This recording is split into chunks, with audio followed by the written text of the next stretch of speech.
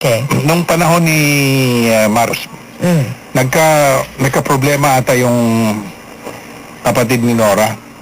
Sino? Si Basta may Buboy. Villamayor Oo. ata, Buboy Villamayor. Ngayon Oo. parang nakabaril. Tapos oo. nasintensyahan ng... Kailan pa yan? Yung panahon ni Marcos. Oo. Nasintensyahan. Sikat si Nora Honor. Oo. Nasintensyahan. Tapos ngayon, tumakbo ngayon Nora. si Nora kay Doña Josefa. Oo. Sabi niya yung Doña Josefa, punta ka dun kay First Lady. Kay Imelda. Madam Imelda. At baka pwedeng mapababaan yung sentensya. Okay. O kaya makausap yun dyan. Alam mo naman, very powerful yung wala namang gumunong araw. Marcos, yes. Martial law, di ba?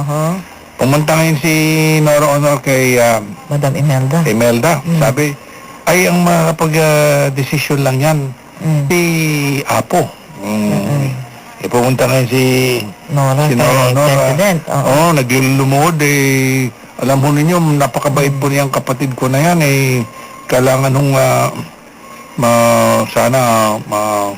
mabawasan yung sentensya ganun sabi nung pasensya ka na Nora, sabi niya hindi kita mapagbigyan. Bakit ho? Sabi ni Nora.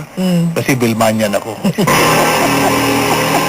Naman ang tagal-tagal ko hinitayin lang palang punchline. Bilmanian pala. Grabe. Hindi pinagbigyan.